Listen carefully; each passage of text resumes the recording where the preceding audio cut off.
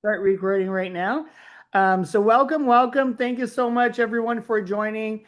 I'm recording this session, but I'm still thinking whether I'm going to share it or not. I'll tell you at the end, because I want everybody to be here and to participate and join and get the most out of this session. It's the single. I have never put everything together in 2 hours as I did for today. It's the first time and I'm really excited and I hope that you guys all will enjoy it. Okay. Before we get started, I will share a Slido with you guys. Let me just put it up now. Make sure to have your phone. Make sure to participate on the Slido. Okay. 1 second. It's kind of new thing for me, so I hope it really works. Let's try it out. I hope there's no one here that was cheering for England. Unfortunately, they are out. I was cheering for them, but let's see if Argentina is going to be able to win the World Cup. Everybody that I cheered for has been eliminated, so just make sure you cheer for whatever I'm not cheering for the for the finals. Okay, so you should be able to see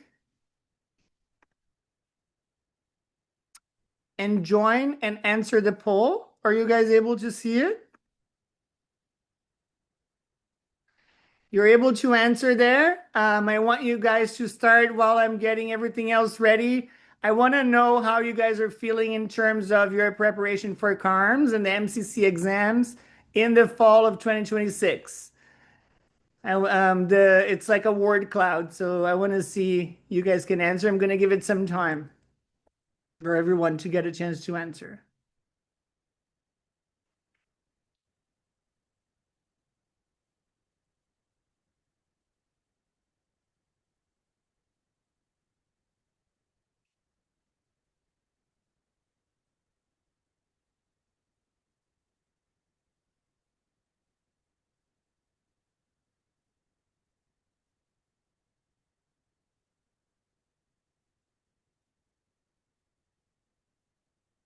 Nice.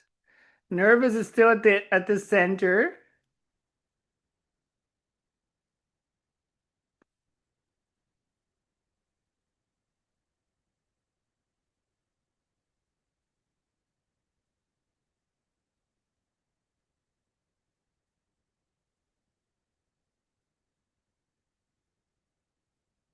Overwhelmed. Okay, so the ones that are in the middle are overwhelmed, scared, nervous, lost, confused, anxious.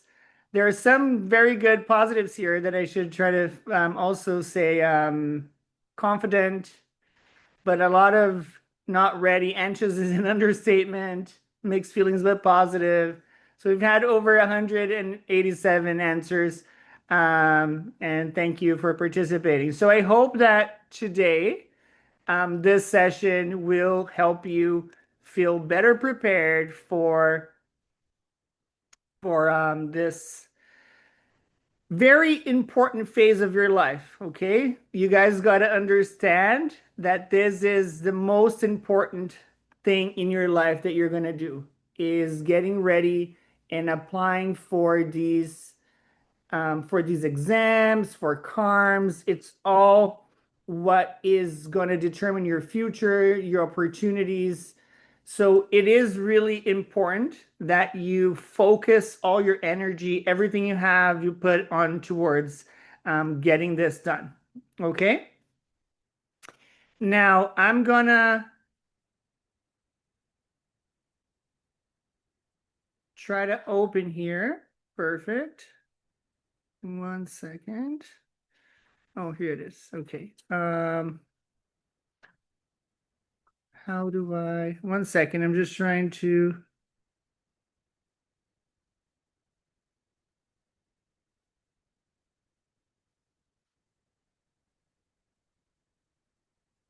and I'm sorry guys, I'm using some few features for the first time. So I'm a little bit not as And I never did a session this big. So give me 2 minutes to just get myself together here. I'm sorry.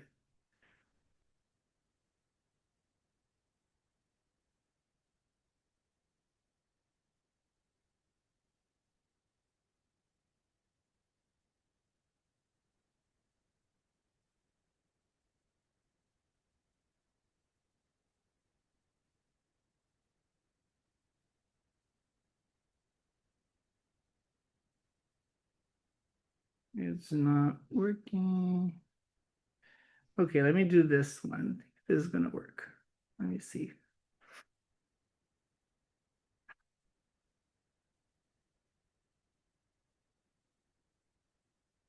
Okay, can you guys see my screen? You able to see the screen? Presentation? There's no way to get that out. Okay, so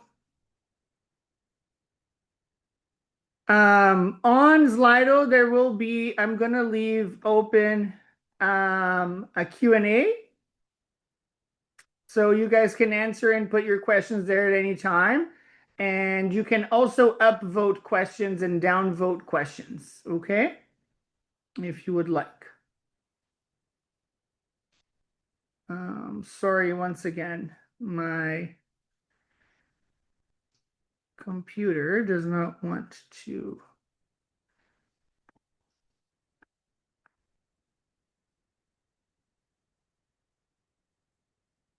Doesn't want to give it to me.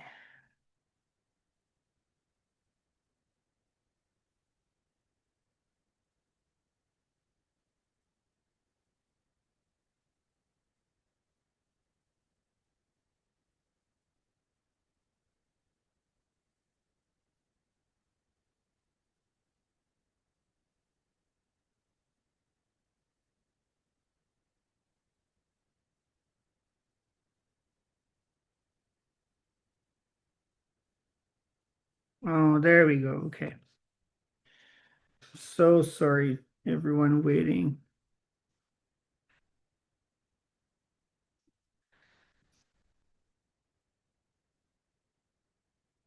Oh, there we go. Just need to now rotate. Once I was at an airport and I had an issue, and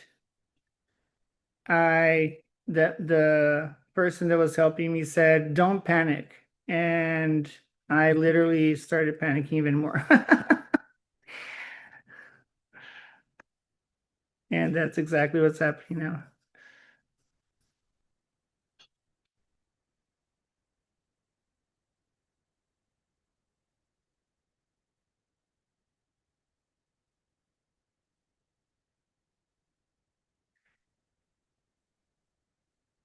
You can get a feel of how you guys are gonna feel in your exams because it's stressful, man. Okay, here we go.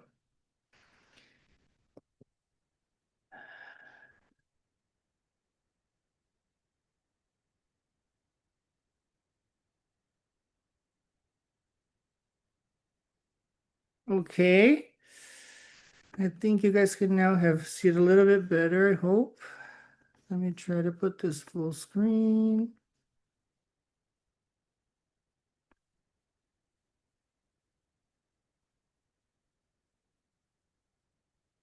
Yeah, you guys don't see it? Okay, no, it's not showing. Let me share the screen again. Wow, we have 700 people. If it's going to make it better, make me more nervous once I see the numbers going up and up and up. Still don't see it? Okay.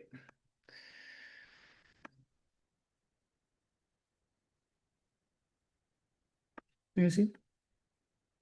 So when I put full screen, you guys don't see it, so I can't put full screens.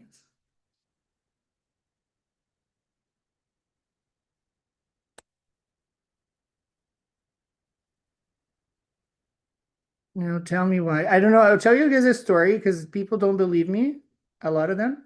I was doing consultations about 2 weeks ago. My laptop is like 2 or 3 days old, and I was had my iPad plugged.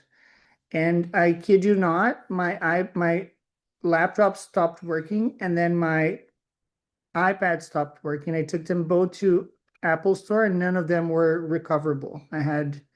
They went both to garbage on the same day. So now when people say that things aren't working, I believe them.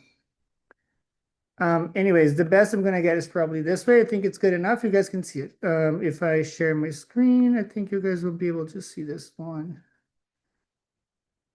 That's pretty good, eh? I think we can do it. Okay, let's do this. Perfect.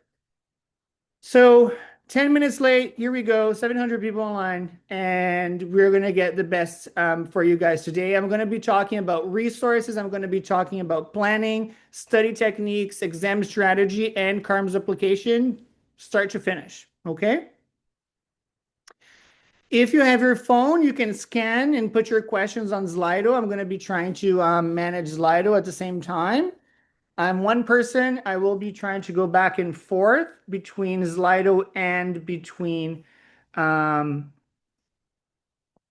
between my presentation.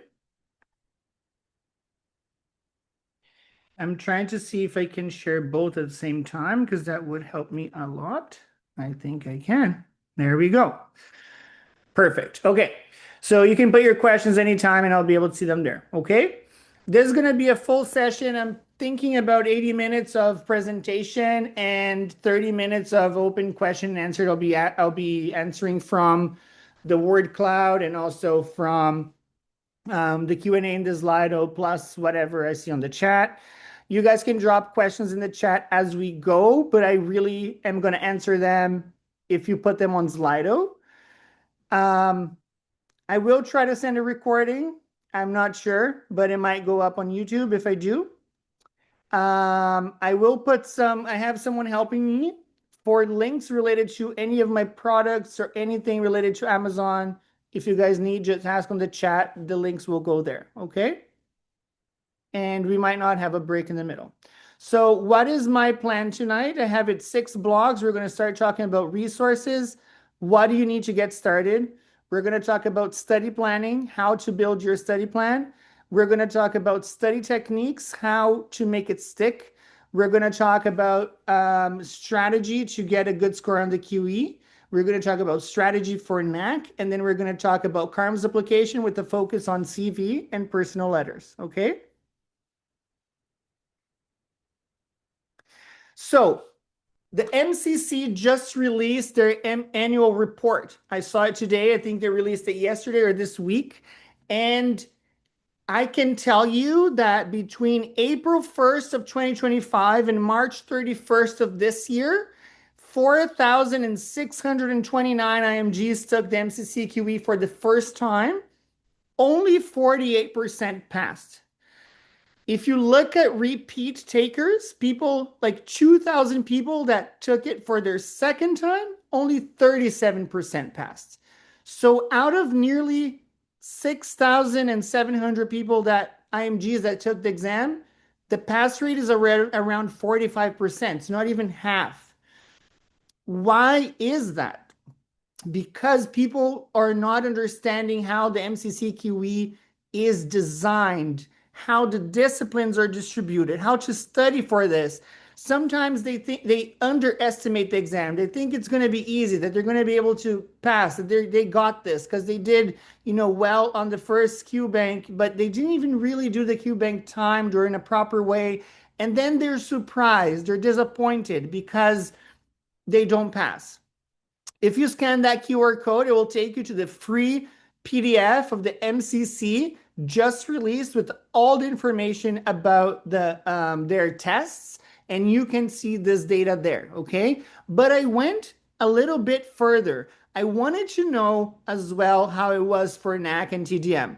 And you can see that NAC and TDM, the pass scores are way better.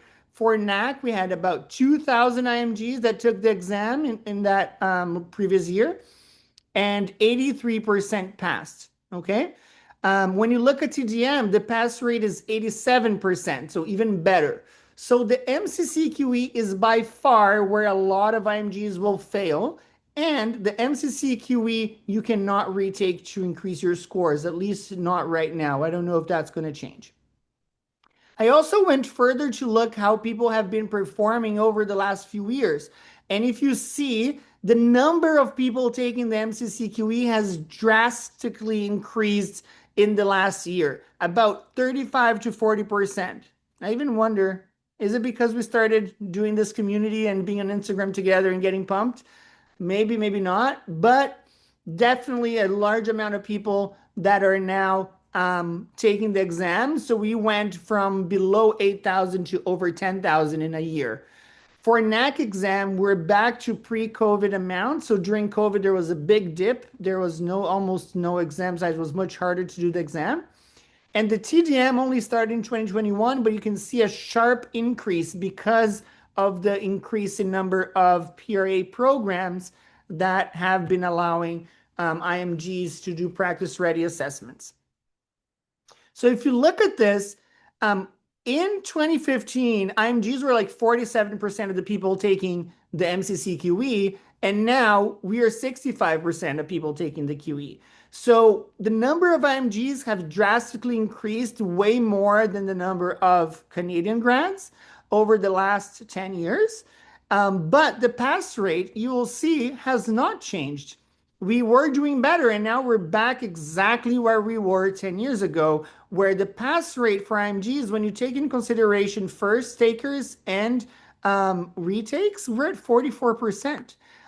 Even though the number of IMGs have taken the exam has never been higher. Okay, so if you look at people taking on for their just IMGs, I'm not talking about Canadian grads, just IMGs, we had last year 6,669 people taking the exams and only 44% of people passing.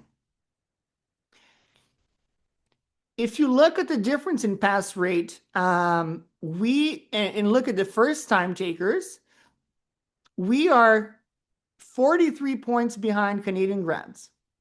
And the reason is not because they're smarter. It's because they're better prepared for this kind of exam. We did not do a medical school that is all based on the MCC objectives. We did not do a medical school that teaches us ethics from day one, that, all you learn about public health is all related to Canadian healthcare. So we need to close this gap, and we're only going to be able to do it if we tackle the differences. What are the differences in their training and our training? And that is what I'm trying to cover today, okay? Last year, out of those 6,600 people, 3,600 or 55% of them failed. So you should not feel alone if you failed. And that doesn't mean that I'm trying to, just pat you on the back, but you're definitely not alone. More than half of the people failed, but we need to fix this. I'm going to try to help you change this pattern. And I think we can truly change this pattern by educating people around, access to resources to study for NAC, access to resources to ethics. Like the ethics book didn't exist until a year ago, or even less than a year ago. So I think, I wrote it in May. So I do believe that having more access to resources is about fairness, is what's going to help us close this gap and increase our passing rates. For those of you that are not super familiar with the MCCQE, since April of 2025, it is only multiple choice. They dropped the short answers. It is 230 questions that is split in two sections of 150 questions each. Each section of 115 questions have 160 minutes. You do have a break in between that is optional, but I highly recommend you take it. Out of those 230 questions, 20 are questions that you're going to answer, but they won't be contributing to your score. But you'll never know which question is a pilot question, which ones are the actual ones being scored. On average, you have about 1 minute and 24 seconds to answer a question. Of course, that's on average. And one of the most important things that I wish people would realize is that every discipline out of the six disciplines have the exact same weight in terms of number of questions and how they impact your score. So internal medicine, even though it is, everybody panicking about internal medicine, is going to give you the same amount of points as public health, ethics, law, and organization when you consider those together. Okay.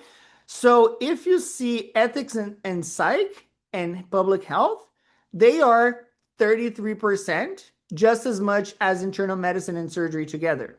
So one of the biggest mistakes is people underestimate how much they need to know psych, public health, and ethics.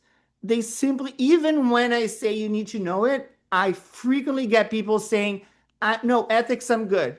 Ethics, I'm good.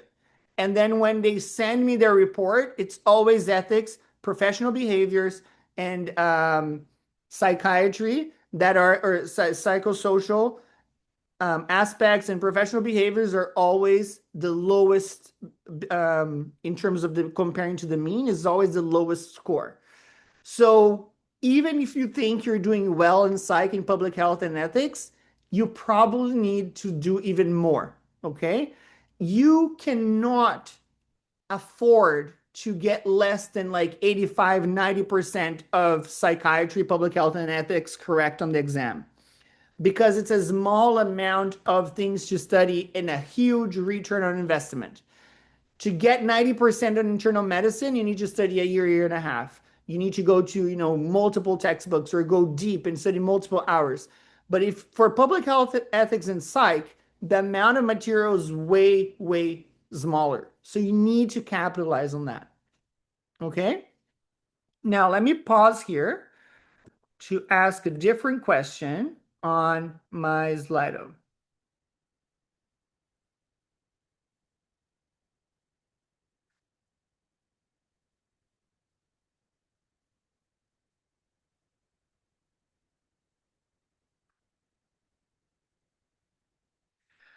What has been the biggest challenge for you preparing for the QE1? So if you had to tell me, what has been the biggest challenge for you preparing for the QE1? While you're answering that, go to the Q&A and you can upvote the questions that you think are more important because I'm not going to have time to answer everything. So you can not only put your question, but you can also vote on questions that you think should be answered if there's not time to answer everything. Okay?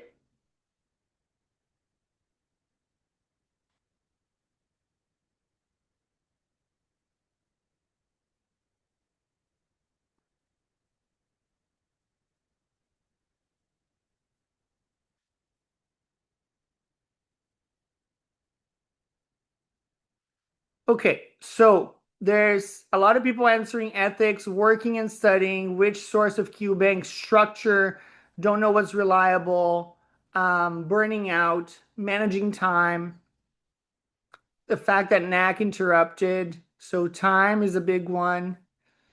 People having a hard time doing brain dump. We need to talk about that. That is super important. People saying that 3 hour sessions are not enough to cover all the topics written. And this is probably because you guys are trying to go too deep on topics that you're supposed to be superficial, such as in some of internal medicine, which is specifically meant to be shorter time.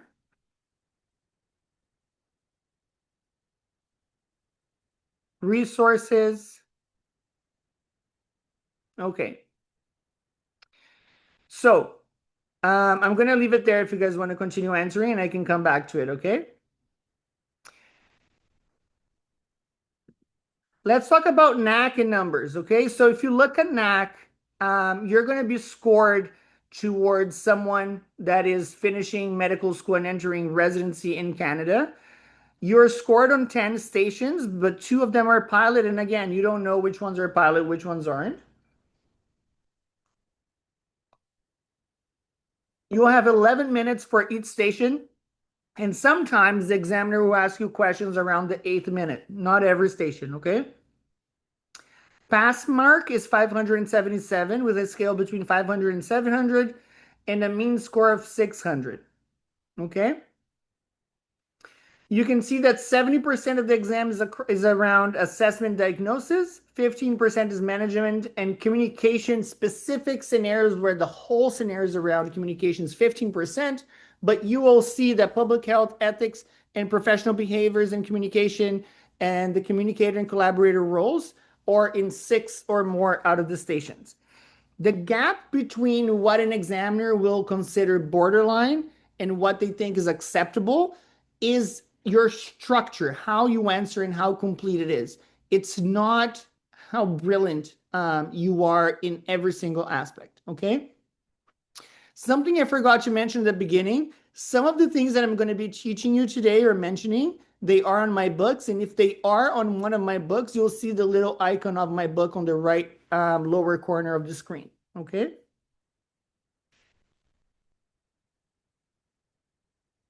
So let's talk about resources. That's one of the things that people were saying here that right here, they're worried about resources. They don't know what to use to study for the MCCQE. Okay. So we're going to try to find what you need, what you can skip, and how to keep your list as short as possible. Okay. So I usually preach and say this repeatedly that I think sometimes less is more. I don't like a whole bunch of textbooks. QBank, one or two, that's usually enough. And it's about being consistent and working it all the way through. So what a lot of people will do is they'll collect resources. They'll spend a lot of time doing research around multiple books, buying them. They'll have like 10 different books. That's 10 different sources that you're going to have to open. You don't finish any of them specifically. There's no clear sense of where you're going, what matters. And there's no evidence that more resources available on your desk will correlate to higher scores. Okay. So what do I recommend? I recommend usually that you pick your stack, basically decide what you're going to use, stop shopping and start acting. Start your plan. Get one textbook, one QBank, two max. You don't need more than that, and work it to your biggest effort. Okay. It is way better than having a shelf full of books that you're never going to finish. So what do I recommend for the MCCQE? I believe it's important to have a study plan. Either you can get the 100-day study plan or do your own plan. Doesn't matter, but you need a plan. Ethics is really important. My book is one way of doing it. If you don't want to get the book, that's fine. Go to all the CMPA pages, MCC pages, and to the Toronto Notes section that has ethics. Okay. I know not everybody can afford all the books. That's fine. Get Toronto Notes. Go to the ethics part, go to public health part, go to the law and organization, go to the CMPA website, go to MCC, but you need to study ethics. Do not underestimate the importance of ethics. I'm recommending Toronto Notes 2025 or 2026, but any addition from 2022 or 20 forward works. You kind of want to have a post-pandemic Toronto Notes. So I do think that too much before 2022 is not really ideal. If you have to pick one QBank, I suggest the Canada QBank just because it has Canadian ethics in the public health context. A lot of people will prefer UWorld or ACE QBank for internal medicine, surgery, peds, and obs-gyne. That's fine. If you can only afford one QBank, I suggest you do Canada QBank. If you can do more than one, maybe do Canada QBank for ethics and public health, and then do your other one or both for the rest. Okay. Having 2, 3, 4 QBanks is not going to make you better. Answering the whole QBank without a structure or without doing it proper is not better than using the QBank in a smarter way and not reaching, completing the whole QBank. There is no prize for completing the whole QBank. You don't get a little star that will give you a higher score.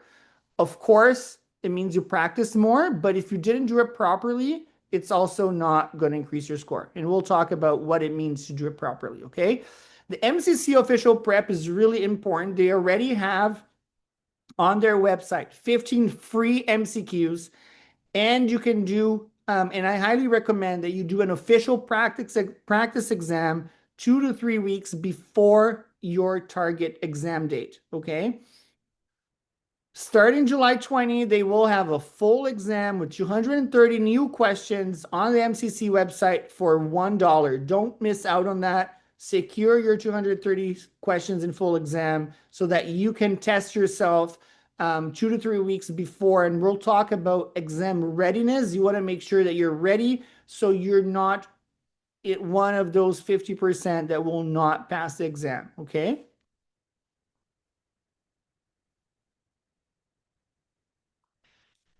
Why is ethics so important? Okay, first of all, public health, ethics, law, and organizational medicine put together, that we call philo, is 1/6 of your exam. The content is going to be scattered, is kind of scattered across multiple sources, and these sources were never written for IMGs. Okay, so the CMPA does not necessarily write pages around ethics with the IMGs in mind. In terms of books, I, of course, have my own book with conflict of interest, of course, because I wrote it. But the Toronto Notes ethics chapter is an alternative. Another alternative is Doing Right, which is a classic Canadian ethics book. So one of those. People on the chat, if you have read Ethics, my book, give some review or opinion to people that didn't so that they can know what's the good and what's the bad about the book before they invest money. If you read my book and maybe any of these other resources, such as Toronto Notes Ethics Chapter or Doing Right, and you can compare them and put the pros and cons of each, it will help your colleagues. Okay, we have 750 people here, all with the same objective. And I don't care if you tell them that there's something better about Doing Right or Toronto Notes than what's on my ethics book. I actually appreciate it, not only because I can improve my book in the future, but because I want people to do well on the MCCQE, no matter where they read it. Okay, so please, if you think that there's another resource or there's something better, please help other people. Just tell them what is your opinion. Okay. There are a lot of free resources if you can't afford any of the books. There's the MCC website resource maps, Indigenous Health. There's also the CMPA Good Practices and the CMA Code of Ethics. And if you are just, I forgot to say this beginning, really important. If you're thinking about buying any of my books, just wait until the end of the session because I'm going to give promo codes. It might be already on the chat for you to purchase within the next 48 hours with a big discount that I never gave before because it's on top of the discount for the bundles. So the bundles are already discounted 20 to 30%, and today you get another 25% on top of that. So it's the cheapest it will ever be. This is for digital products only. I cannot provide any discount on Amazon. That is beyond me. They do not allow me to do that. So I can only provide discounts on the digital products, okay? So if you want free resources to study ethics, go to the MCC website, use their resource maps, use the CMPA Good Practice Guides and the CMA Code of Ethics.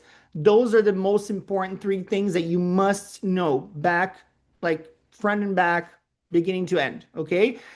The ethics part of the MCCQE, they will test how you will resolve conflicts and manage challenging situations that arise in the context of topics you already know. I'm going to read that again. Pay attention to what I'm saying. Ethics on the QE is going to test how you resolve conflicts and manage challenging situations that will happen around situations you already know. What do I mean by that?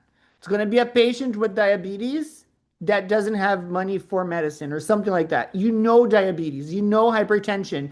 They're going to put something that you're going to feel like you know the answer because you know the topic. And then you're surprised when you don't perform well in ethics because you don't know how to solve conflicts that arise around topics that you know. So you know diabetes, you know hypertension, but do you know how to consent a patient? So you might know contraception. Do you know what to do if a 15-year-old wants contraception and doesn't want to tell their parents.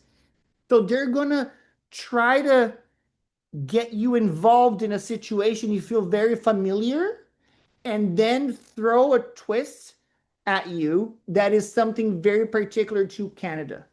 Okay. So a patient that is terminal and you're going to be thinking about palliative medicine, you're like, okay, I know palliative medicine, no pain, going to be comfortable, have your family around. And then they're going to ask a question about medical assistance in dying. So there, it's going to feel familiar until it doesn't. And then you need to be ready to manage that conflict or that challenging situation that arise on top of a previous context that you were feeling very comfortable about. Okay? I hope it makes sense what I'm trying to say.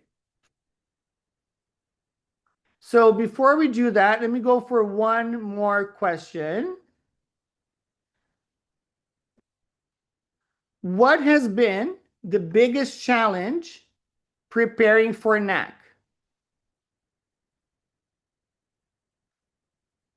I want to hear from you guys what has been the biggest challenge for you preparing for NAC specifically, because I'm going to be talking now about NAC.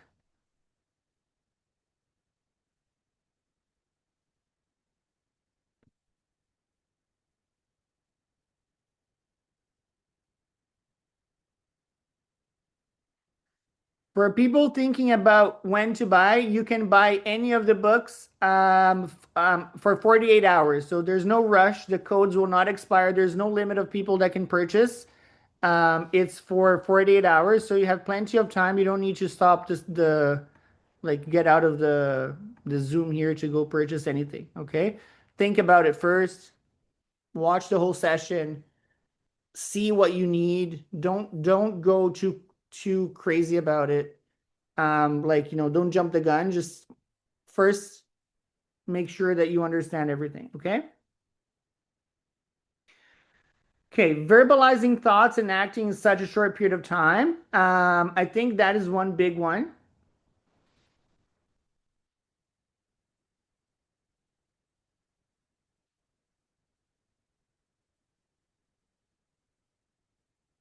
Okay. So, what are other things? So, this strategy guide, I'm going to talk about my frameworks. If you don't have the book or you can't afford the book, that's totally fine. Pay attention to what I'm going to tell you today. Take notes. This will be up after the recording, probably will be up. And it shares my frameworks, okay? The most important ones are here in this presentation. That's what I teach in the NAC strategy guide. I also explain everything you need to know about NAC, the exam. There is the NAC 100-day study plan. We are around 92 days from now until the NAC exam, so it's not late to start. You might have to catch up in a few days if you have your NAC scheduled for September. And ethics is something that is both QE and NAC. You just need to know. There's no way. Okay. It's going to be woven involved in at least 6 of the NAC stations. So there's no way out of it. Okay. Osler AI, a little bit more expensive. However, is great to practice history taking. It's the best in that sense. Not perfect. A lot of people say, oh, it's very automated, feels robotic. Absolutely not perfect, but way better than not having a practice. If you have someone else that, is a good actor and you can practice, perfect. But a lot of people do not have access to that. And then having the Osler AI is a good alternative. The OSCE Clinical Skills Handbook is needed. If you're going to buy my NAC guide, you're going to need to buy that other book at least. So that's where you get the checklists and some actual like idea of what you need to do in terms of steps in the history taking and the physical examination. So I highly recommend. Bates is very expensive and it's a huge book that most people don't have time to cover. I do have a few chapters that I think are better on Bates than any other place, such as chapters 1, 2, 3, 6, 7, and 30. But as you will see on my review on my NAG guide, it's good. It's the only one recommended by the MCC's official list, but it's huge and it's an overkill to try to study everything for NAC on Bates. It's usually also not as effective. On that guide, the other thing that I include is free videos that you can find on YouTube or on university websites that will teach you what you need to know for NAC. So I think that the biggest value of the NAC guide that I created was really doing that video library organized by topics so that you know cardiology or cardiac exam or cardiac history and everything in the videos. But if you can afford the book, do your own search. Just go on YouTube and put like history taking of for respiratory system, and then watch the videos. They're there. They're free. So don't let the financial restraints stop you from achieving excellence. If a lot of my books is to make your life easier and not waste time on like the internet and all that. But if you don't have access to them, then just go to YouTube or go to Google and search for these free videos. There's a lot of them that are endorsed or they're on the MCC list, such as videos from the CMPA, CMA code. All of these are available on publicly available. So like on YouTube or on Google. So do your research and then use that. The Edmonton Manual, I don't think it's worth buying. If you already have it, I would use it for interpretation stations like ECG, chest X, or ABG. That's like the best book that I found to teach you how to do those stations. So I tried to do these books to try to help you in terms of a lot of people wanted a plan or wanted the frameworks. So those are there if you need them. Now, what do you need in terms of other resources on your desk? Okay, the things that you're going to need, a lot of paper. I suggest a wall tracker. Remember, for people that are from my first groups, I always say to go to Dollarama and buy that big paper that you put on the wall, and then every day you tick a box. You want to, every time you finish a study session, you want to physically go towards this huge poster and tick off that you completed a whole day. It gives you satisfaction. It shows progress. It keeps you on track. It is a visual reminder of your hard work. And when you get to the end, it also helps with anxiety because you feel that you did your plan. Even if the outcome is not what you wanted, you are not at fault. The biggest source of anxiety when you get to an exam is like feeling that you did not have a plan getting there, that you don't know if you covered everything or not, that you don't know if you did your part. When you have a plan and you complete the plan as you wanted or as it was outlined, you go to the exam with that confidence and that reassurance that you did your part. And that is the biggest anxiolytic that you can have. Okay. So make sure that whatever plan you use, you don't need to use mine. You can do your own, whatever it is. Do a plan of what you're going to study per day, how many days, and then put on the wall and tick a box every day that you complete that task. That way, in your head, the task is daily. It doesn't feel overwhelming, like I have to do all of Toronto Notes. It feels I have to do these few chapters of Toronto Notes. So you're able to see progress. You can see like, oh, I did like, 1/4 or 25% of the check marks. Now I did half. That is mentally super, super important, okay? And will make a huge difference in your mindset and mental health, okay? For people that are asking about the curated library and where it is, it's on this strategy guide, chapter 15 and 16. Okay, you have all there. If you got the digital version, there are links that you can click and go straight to the YouTubes. YouTube videos. If you're buying it on Amazon, it's going to be a QR code that you can scan with your phone and it will go directly to the video. Okay. Going back here to the things that you need on your desk. So the wall tracker and the marker. A lot of index cards. I like to use them to when you do your own MCQs and flashcards. A notebook for you to do brain dump.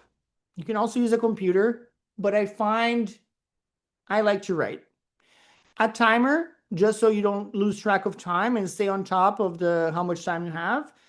And if you have the space, a whiteboard is also another way of doing the brain dump. Okay, but if you don't have a whiteboard, just use a notebook.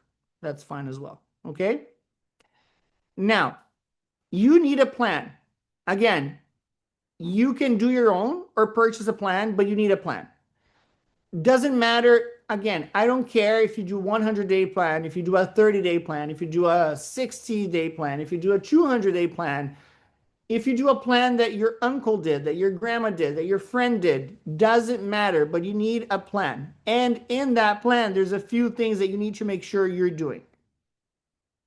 Number one, you're going to plan it around your life. It has to be realistic, okay? So how many hours can you study during weekdays? How many hours are you available to study on weekends?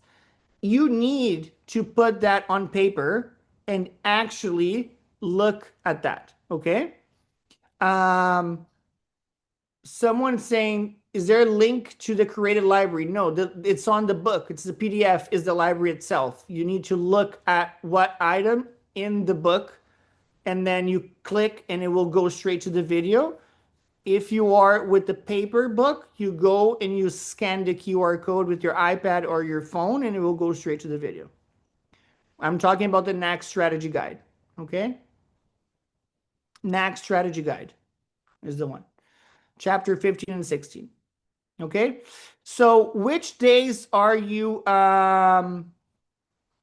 available to study, and which days are you completely unavailable? What is your honest availability per week? You need to have that total, and you need to be able to have an amount that is consistent. Okay, so let's say that you're going to do 3 hours every evening plus 2 hours every morning, and you're able to do 5 hours a day. Perfect. That number is going to be the foundation for everything that we're going to do in terms of calculating your plan. Okay, again, there's pre-built ones. The pre-built ones, both of mine, assume an average of 3 hours study per day. A lot of people say it's not enough time. Some other people say I do it faster. People will vary. On average, you'll need 3 hours per day, and it's going to feel rushed because there's a lot to cover. And where people feel most rushed is in internal medicine and surgery, where I did that on purpose, because one of the biggest mistakes people do when preparing for the QE is that they only focus on internal medicine and surgery, waste all their study time on internal medicine and surgery, still do poorly on internal medicine and surgery, because everybody, like, who gets like 85% internal medicine and surgery? Like, nobody. You got to be a genius. But they don't study enough of psychiatry, and they don't study enough of ethics or public health, which are things that you absolutely can get 90% on the exam. So yes, it will feel rushed in internal medicine and surgery. You will feel way more time and way more comfortable when you get to the other disciplines, such as psychiatry, ethics, and public health. It is designed that way for a reason. If you're doing your own plan, make sure that you have that in mind.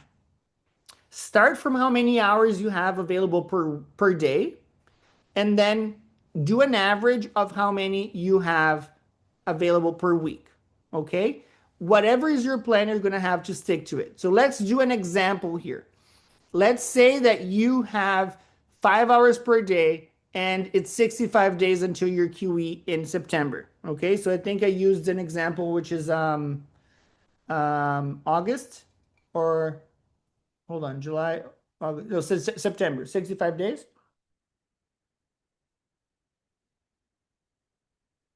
I think I used the NAC date for this example, okay? So we have 65 days until NAC, which is 5 hours per day.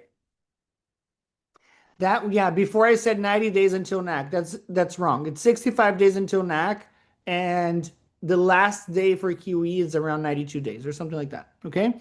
So let's say that you have 65 days and you can study 5 days, 5 hours per day. You have 325 hours. So you can do your own plan. Or if you decide, like, oh, I want to try the NAC 100-day study plan, you're going to have to do 1 day card every 3 hours. So you're going to do a card and almost 2 cards a day to be able to finish everything within 65 days. So you can adapt either my plan or someone else's plan or your own plan, but you need to adapt to your reality, which is how many hours you're available to study per week. Okay. Be honest about where you're starting. Um, do not understudy psychiatry, public health. You can do a diagnostic test by using a full bank on timed mode and without any consultation. See where you are across the 6 disciplines. You guys really need to focus um, the way you interpret your scores and your performance always around the 6 disciplines. Okay. A lot of people are going to ask, what about family medicine? What about emergency medicine? You're going to have to put in one of those 6 buckets. Is it more towards, an emergency that would be more around cardiology? Is it more around general surgery? Is it more a gynecological emergency? So that you keep those 6 disciplines as the main buckets, because that's how the exam is built and we cannot change that. So you need to adapt to it. Okay. Um, if you had a previous attempt, take a look at the supplemental information report from the MCC. Okay. It's not going to tell you specifically the discipline, but it will tell you very clearly around professional behaviors, that's ethics, and we'll also talk about psychiatry or psychosocial something, that's ethics and psychiatry. Okay. And then health prevention is a huge part of that score, of that domain, is public health. So you can, using the MCC supplemental information report, have an idea on how you did around psychiatry, around public health, and ethics. Another thing you can look at is acute. So they'll show acute and chronic conditions. Acute, a lot of it is pediatric emergencies and emergency medicine. Okay. So if you're doing not, that is the one that you're doing the worst, then that means that you need to practice more emergency medicine for adults and pediatrics. Okay. Chronic conditions can be a lot of things, but you're going to look more at like geriatrics and family medicine. Those are 2 big ones in the chronic conditions component domain. Okay. Write a list. What are your strong disciplines? What are the weak ones? And then when you split how much time you're going to study each of the disciplines, you can adjust and put a little bit more time on your weak side and a little bit less time on the disciplines that you already have some knowledge. Okay. So for example, the even split would be 16% each. That's how the exam is going to test you. But let's say that you were a pediatrician back home and you already know a lot of pediatrics. It makes no sense for you to use all your time in pediatrics. So maybe decrease pediatrics and add some more time in psychiatry and public health.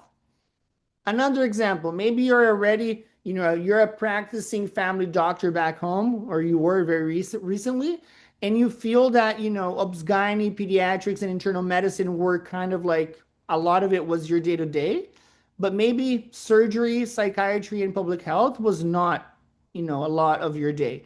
So you might want to adjust the distribution of your time when you're studying so that you have more time to cover the disciplines that you are doing worse. Okay. Another important thing is that you need to split how much time you're going to study, which is reading, doing reviews, brain dump, flashcards, and how much time you're going to practice doing Q banks or doing the official MCC resources or your own MCQs. So I usually recommend two-thirds of the time to read content and one-third of time to do practice. But as you go towards the exam, you need to shift more and more towards doing more practice sessions. So I'll show you how my plan does it, and maybe you can take that as an idea if you're doing your own, so that you do something similar. Okay. So let's then turn those hours into sessions. If you had 325 hours to study, and how did we get to that number? Remember, we calculated how many hours per day, how many days you have until the exam, and then you have how many hours you have available to you. We're going to see how many hours we're going to consider to be a study session.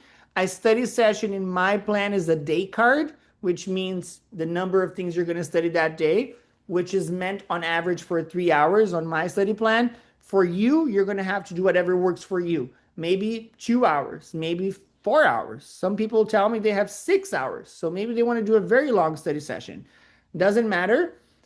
Get the total amount, divide by what you have as your session, and you're going to have the number of sessions you have available. And then you're going to have to split those sessions between the 6 disciplines, okay? And assign how many sessions are going to be for internal medicine, how many sessions are going to be for surgery, how many sessions are going to be for public health, etc. Okay? Use AI to help do your study plan. We are in 2026. Everybody's using AI. There's no shame in using AI.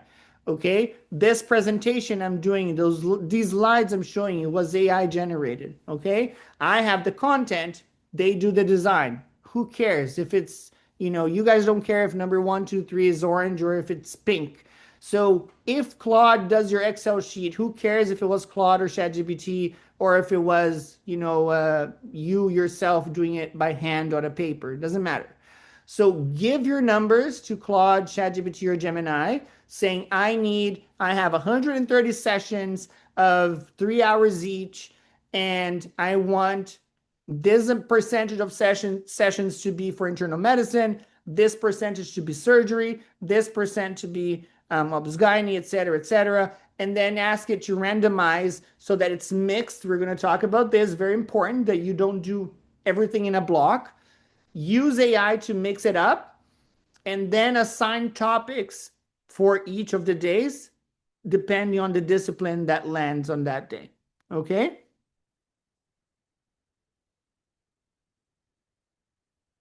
So when I do my study plans, I always mix the disciplines, which is called interleaving, so that you don't have like 6 weeks of one discipline and then you move to the other. So you don't want to do internal medicine for like 4 weeks in a row, and then you're like, woo, I finished internal medicine, and then you never look at it again. You're going to do horrible in the exam. I can tell you right now, okay? Because you're not going to have spaced review, and you're going to get tired of internal medicine while you're studying. Your motivation is going to be low. Your performance is going to be not good.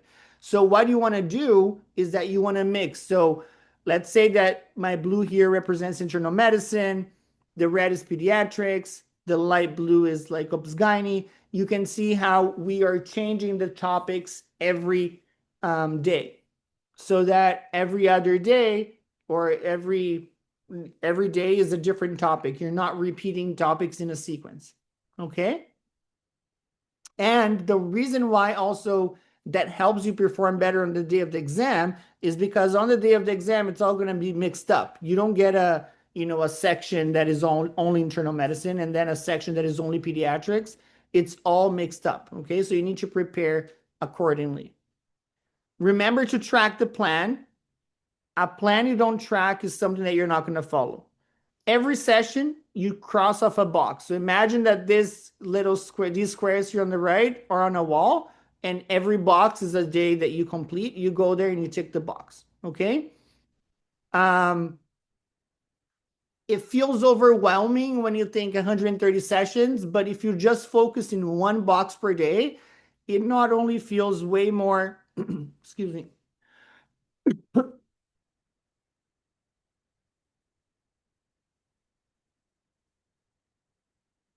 it not only feels way more achievable, it is also visually way better. because you can look at it and you can see what you're planning, what you're doing. Okay. If you fall behind, treat the name number as your position in the curriculum and keep going. Okay. So, for example, you stopped on day 30 and then you skip 2 days, you come back on day 31. You don't get to skip day 32 and 33. Okay. Each day, remember to briefly do some reflection. What worked, what didn't, what really helped. Because what you found more challenging or you didn't understand well, you're going to prioritize when you do a review. Okay.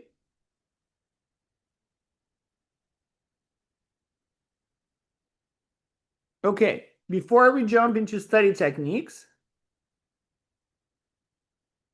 let me take a look here. So in terms of biggest challenge, someone's asking if my ethics book is good enough for QE in terms of ethics and public health. No, just for ethics. I don't cover public health on my book, ethics book.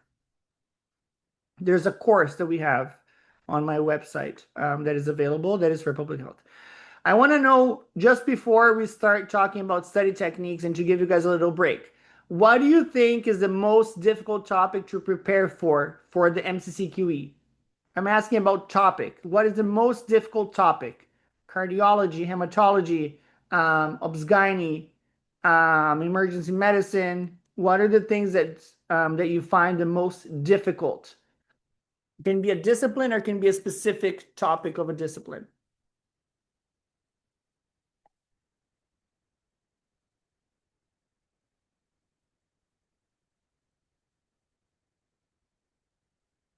I'll tell you guys what's mine at the end. Not at the end, after you guys answer.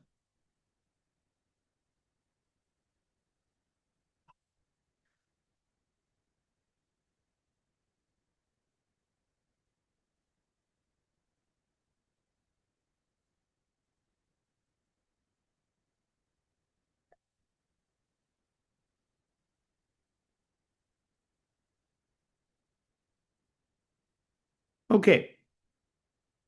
Someone said none. Nice. You're all prepared.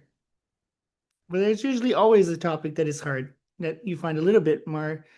Someone's asking if I did the QE. Absolutely. I did it in 2019. I got a score that today would be. I did it while I just needed a pass. I was preparing for the Royal College exam at the same time and working. I was doing my fellowship and my master's at the same time. That I was studying for the Royal College and for the QE. And the pass score was 226 and I got 255. So here today would be approximately the same as having like 470 or something like that.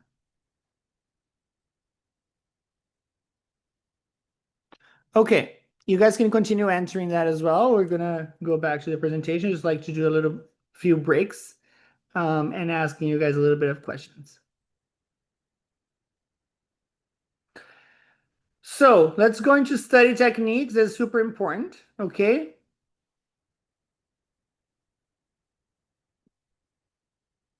We're not even halfway, and I'm a little bit over half of my time. So I got to step up on my how fast I speak. Two techniques are the most important ones, okay? These are decades of evidence and hundreds of studies. Everything else is can be good, can help, but not as much. Number one is retrieval practice, is pulling information out of your brain. Really that exercise of like, oh, I know that thing. Oh my God. It's at the tip of my tongue. I can't remember. And you struggle and you struggle, and then you remember. Okay. That exercise is what is the best in terms of wiring your brain to remember that and sticking that information in your brain. Okay. So doing brain dumps, quizzing yourself, writing your own questions. The other one is spaced repetition or spaced review, which is to look at the same material at growing intervals. Okay. So the longer you need to remember something, the longer you need to space your reviews. So if I want to remember something next week, I need to maybe remember it every other day. But if I'm trying to remember something a year from now, I'm going to have to review it every, 1 or 2 months, and then go back to it after 2 months, and then go back at it after 2 months again. Okay. What most people will do is they'll go back and just read the same chapter, just reread and highlight the whole book as if, having a book that glows in the dark was going to make you get a good score on the QE1. Not going to help you. So they're popular techniques, but the evidence behind them is weak. It's not going to help you get a good score. You need to incorporate retrieval practice spaced repetition in whatever plan you decide to do. Okay. This retrieval exercise is going to be better than reading again. So trying to remember, even when it feels hard, builds stronger memory than reading the material again. Okay. So recall attempts will make your memory stronger, even without feedback or restudy. What that means is that if you try to remember, even if somebody doesn't tell you what you got right, what you got wrong, and even if you don't see that topic again, you're already going to perform better than someone that didn't try to recall, which is what I call brain dump. Okay. Or not me, like a lot of people call brain dump. I just like to use that term better. When you do that retrieval, it reorganizes your knowledge and connects it to what you already know. So it's much better than just reading. When you read something that you already read, it feels productive because you're like, oh, I know this, I remember this, and you go, go, go. But it's not the same as recall. You're not doing the hard work of trying to remember without reading. You're not going to score as well. You're going to have the impression that you're doing great. You're going to feel like you're studying. It's not going to turn out to be a good score on the exam. Okay. So what is the brain dump? It's a technique that has the most evidence behind it. Almost nobody uses, and it's completely free. What you do is days later after you study the topic, before you open the book, you're going to get a blank piece of paper or go into a whiteboard and write everything you remember about a topic. So you can organize how you're going to try to remember it, or you can just literally write everything you remember around that topic. Then after you exhausted, you really, really, really cannot remember a single thing more about that topic. That is when you will open the book and compare to everything that you wrote on that piece of paper on that whiteboard. And now you're doing an active exercise. You're not reading the whole thing. You're searching for what is missing. Okay, it's like, where is the hidden information? What did I miss? So you're skimming, you're looking for what is missing on your brain dump. So when you open the book, it's with purpose, it's active, it's quick. Okay. You find what's missing on your brain dump, you complete, you do a mental exercise like, oh, okay, so I forgot this, that, and that other thing. So next time I need to remember when I study this topic that A, B, and C is something that I forgot the first time I did this brain dump. Close the book. That's it. Brain dump is done. Brain dump usually takes 10 to 15 minutes. You do it every day before you start a topic, and it's not related to the topic you're going to study that day. Okay. So for example, you do a brain dump on arrhythmias, and then you go and you study bleeding disorders or on pregnancy or whatever it is. Okay. Completely unrelated. It is uncomfortable. Nobody likes doing brain dump, guys. Don't feel like it should be pleasurable, like, or fun. It's not, okay? Because it's painful. Like you're like trying to remember something, you have always struggle, and then you feel like you don't know anything, and you're like, oh my God, I just studied this like 5 days ago. How do I not remember anything? This is not working. It is, okay? Just write down everything you can remember, and once you start, you'll get used to it doing you'll get be doing it, and you're going to get used to it. Okay. So make sure that you are able to write down and then check what you're missing. Some people are saying that you can use flashcards to do retrieval. That's correct. That is when you do some flashcards where you put the question on the front, then you try to answer without looking at the back, where's the answer, and then you check the back to see if the answer is correct. That's the same time, okay? People that feel like you're losing time doing the brain dump, you're not. That is the biggest investment you can do because on the day of the exam, that is exactly what they're going to require of you. They're going to require you to remember a specific topic and things about that topic. If you don't exercise your head in doing that every day, on the day of the exam, you're not going to do that well and you are not going to do good. Okay, I'm telling you, just reading, we forget. And it's not you, we forget. We're humans. There's no way you will not remember something if you don't go back to it and you don't force yourself to try to remember it, squeeze it out of your brain, literally. Okay. Um, Guys, I'm not saying that you can't highlight anything. All I'm saying is that a lot of people highlight the whole book. If you're highlighting keywords or key concepts that you want to find it easier after, go for it. I do that too. All I'm saying is that highlighting in itself does not increase memory retention and will not increase your scores. What increases your scores is active recall. You like it or not. And either you accept and you do it, or you're not going to get a good score. I'm just telling you, that is science. It's not me. There's like randomized studies, double blinded. People looked into this. I'm not making this up. Okay? You can look at the studies itself. I always cite them. They're here on the slide. Go and read the paper by Bay and 2019, Karpik and Blunt from 2011. Read the papers, and then you understand that what I'm saying. Okay. Um, every time you should start a session with one. In my plan, it's already built there with the topics. If you do your own study plan, that's totally fine. Again, you can do your own plan. You can do this.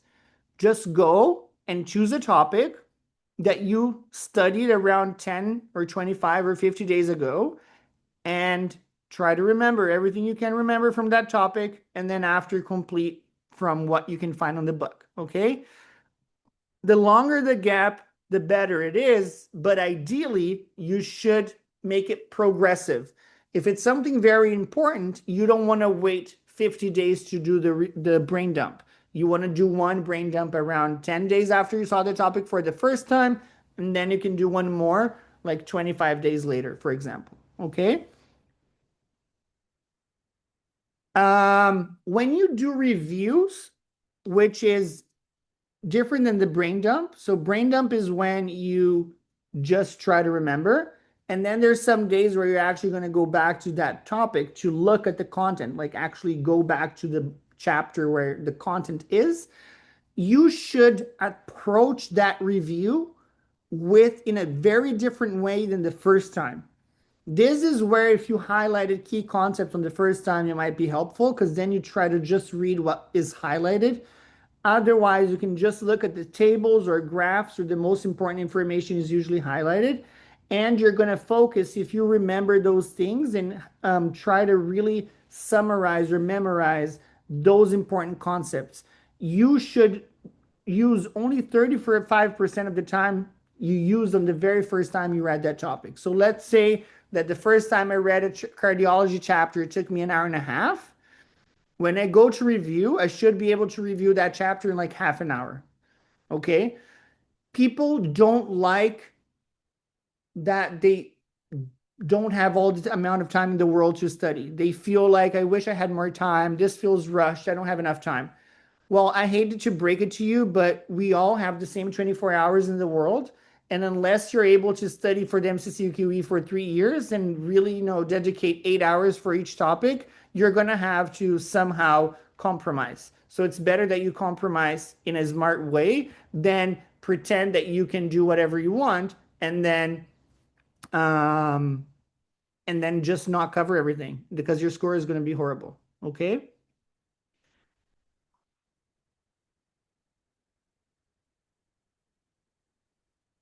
For people asking about the discount codes, you can use the 15% code, which is the CaRMS for IMGs. You can use for as many books as you want or courses that you're buying that are individual.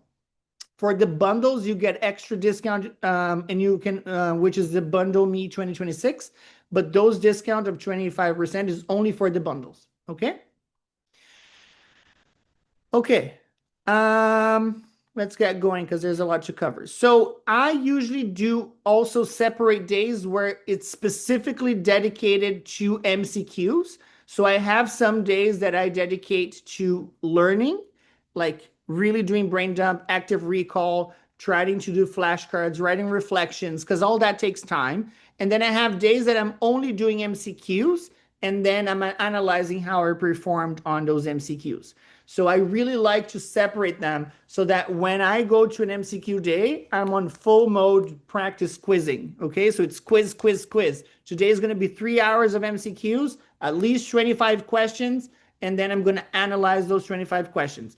And we do it in blocks. Okay, if you don't have a Q bank, use AI. Go to ChatGPT, go to Claude, and generate questions. And a lot of people are like, "Oh, but is it accurate? Is there a chance that Claude is going to say, that the percentage is 0.5%, but it's 1%?" Like, guys, focus on the big picture. If Claude or ChatGPT gives you one answer or one piece of information that is not accurate in the grand scheme of things, like, who cares? Okay. So make sure to cover, to really focus on the big scheme. Okay. Someone asked if this presentation is only about QE. No, I'm going to talk about NAC and CARMS. It's coming.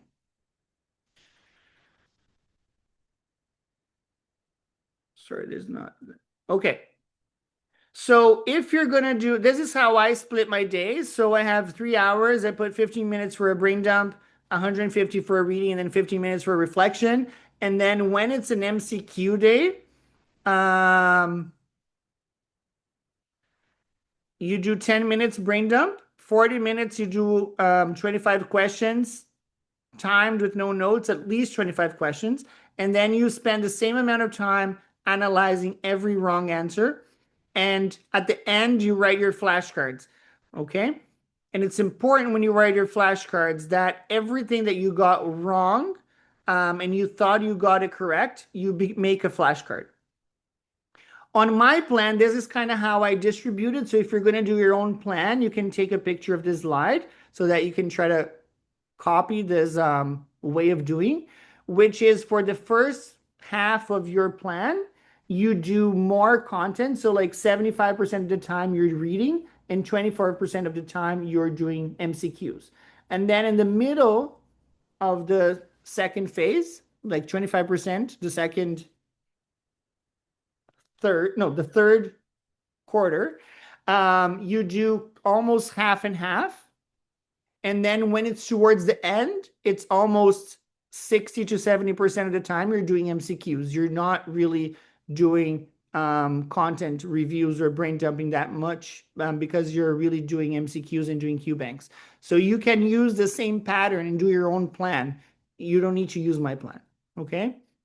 Reviews are, as I said, part of the content. Sometimes you will have new content, and then those you should use a little bit more time. And then the reviews, you're going to have to go a little bit faster.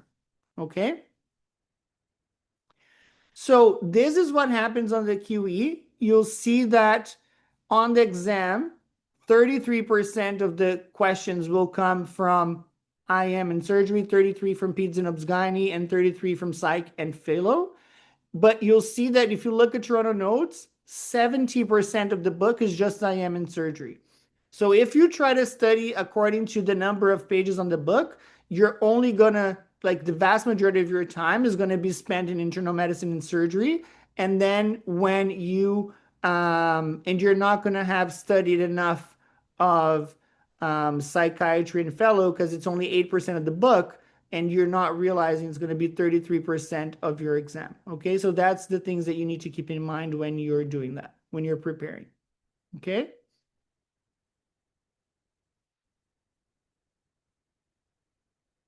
So again, public health and ethics and plus psychiatry is 1/3 of your exam. Don't fall behind on this. Okay. Candidates that give their most amount of time to internal medicine and surgery, they usually arrive underprepared for this 1/3 of the exam, which is public health, ethics, and psychiatry. When you're doing questions, practicing QBank, when you get something wrong, try to tag why you got it wrong. Was it a content gap, so you didn't know that yet, or something that you didn't study yet, which is totally fine? Is it because you didn't read properly? They asked for the next best step and you put something that could be done later?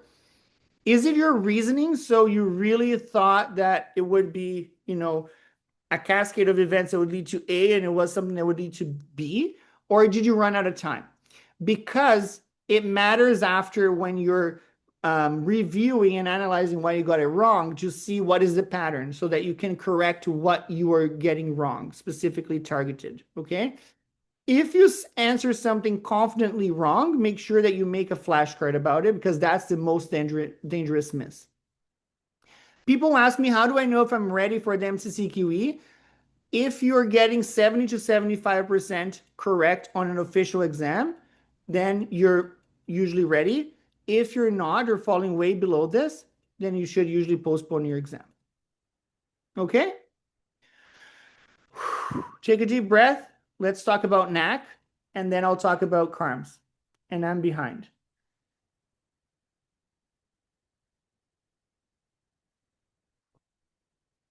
When you talk about NAC, you'll see that public health and ethics are going to be somehow introduced or involved in at least 6 of the 12 scenarios. Internal medicine and surgery are going to be bigger than psychiatry, peds, obs-gyne, and geriatrics. However, you need to notice that public health plus psychiatry actually might add up to similar to internal medicine and surgery. Okay. There's a little bit less of peds, obs-gyne, and geriatrics in on NAC if you look at the percentage. However, you can't afford to miss those questions because those are also important. Okay. So capacity, consent, reporting, those are ethics components that will be built sometimes into another discipline. So it might be a psychiatry station where they assess if you have to assess for capacity, something like that. They will mix both of them. Okay. This is something you guys might want to take a picture as well, if you don't have the book. This is how I like to approach a history taking station. There are other mnemonics, and I just find that they are long, and people get confused and they forget them when you're under stress. So I like to look at this one, which is define. Imagine you're looking at something like a flower. You look first at that flower and you ask yourself, what is happening right now? Like, what is this? What is happening? How can I describe this situation? So this is when you're going to look at the chief complaint. You're going to ask the patient, why are you here? How can I help you? Is there any, like, you're going to look for red flags, okay? Then you take a small step back and you explore. Why led you here? So what did you try? Did you take any medications? What's your past medical history? Did something happen before that led to this? Do you have any allergies, any family histories? Okay. Then you zoom out completely. You're going to take a look at the big picture. Where is this person in society? What is their work like? Do they have, a history of substance abuse? What do they work? How are their other systems in their body? How are they doing overall? Okay, so a bigger zoom out. And then the check-in is you're going to conclude and wrap up, which usually I use the ideas, concerns, and expectations, which I'm going to talk about on the next slide. But this last final step of wrapping up is where people sometimes skip because they don't have enough time or they don't know how to do, and then they're going to lose a lot of points. Okay, so idea is another way of remembering what you need to do at the very final part of a consultation, which is first you're going to start by your impression. So my mostly liked diagnosis is, and then you say the first thing. You don't want to jump straight to what you're going to order. You should say differentials. So this can also be A, B, and C. You need to include things that are must not miss, so emergencies. Then you're going to say why you got to that conclusion. The murmur of the patient has fatigue plus murmur. This um, seems like mitral stenosis, for example. I don't know. I'm just an example. And then what you're going to do. So what are the investigations that you're going to do right now? If they're in the hospital, what do you order at the bedside? What are you going to order immediately? What are things that can wait? What are things that are confirmatory? And what are things that, can wait? And then safety net, which is telling them what are red flags, when they need to come back to the hospital, what are things they need to be concerned about and seek help if happens. Okay? Make sure that they have access to resources, especially if it's an indigenous population or if it's in a rural area or if it's a structurally marginalized population. You want to make sure that they have access to healthcare, that they have financial resources to be able to buy medication, that they're able to communicate with their language or call someone, that etc. Like, so that they have the cognitive capacity of asking for help, all that stuff. This is the most important piece of advice. Narrate your exam. You need to tell what you're doing. There's no way for the examiner to give you points if they don't know what you're doing. So they can only score what they observe and what they hear. A clearly narrated maneuver with a minor flaw will score higher than if you do the maneuver like physical exam perfectly, but you don't tell them what you're looking for.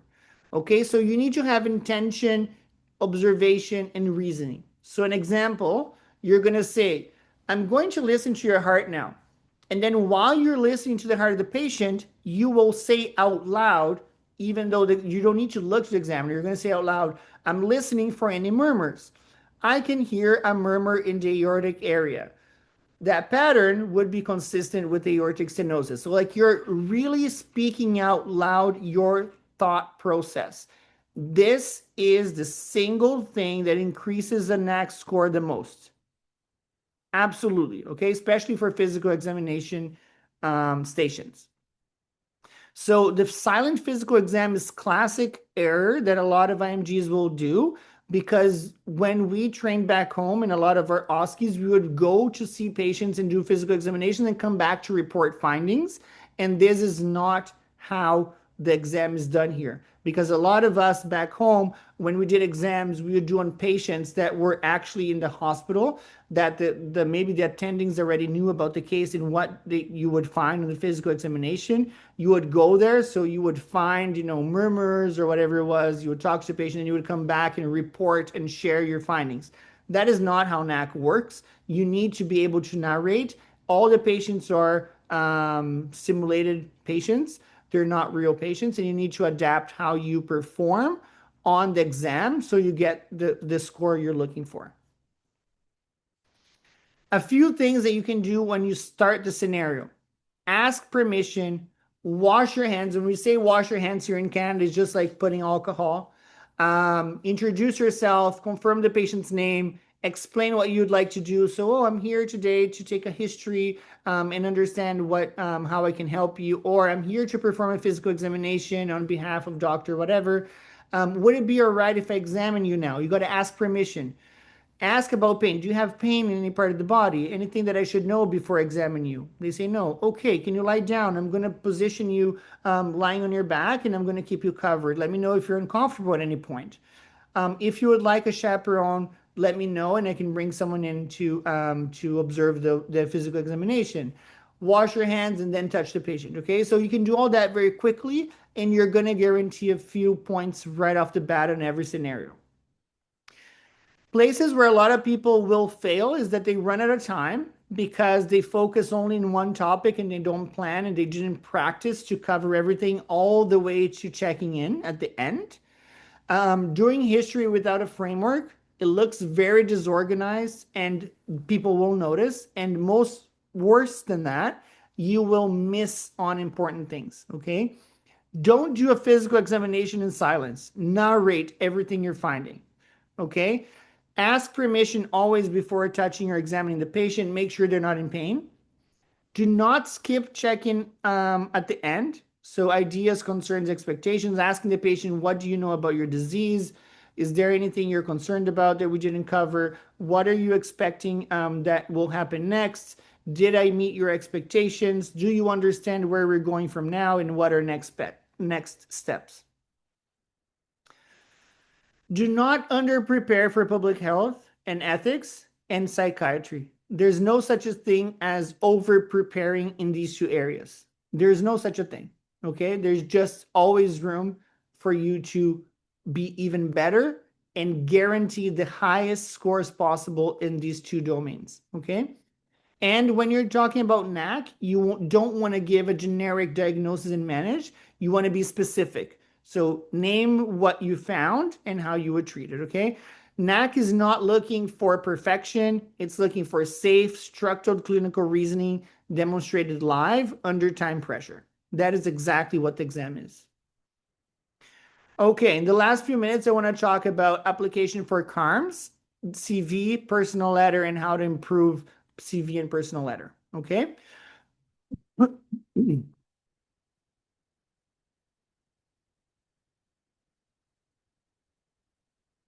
So your file, when you apply for CARMS, there's two layers. There's two kind of CVs that go in your application that will be or will be accessible for the committees. Okay.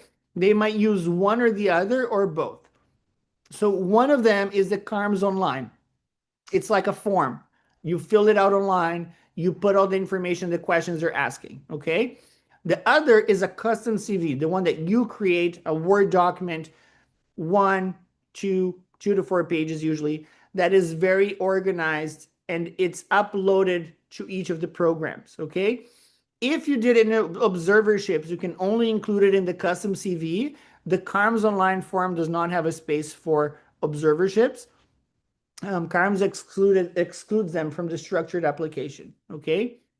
Make sure that dates, rows, and the numbers match between CARMS online and the custom CV, because if they don't, the committees or the people interpreting them will not know which one is the correct one.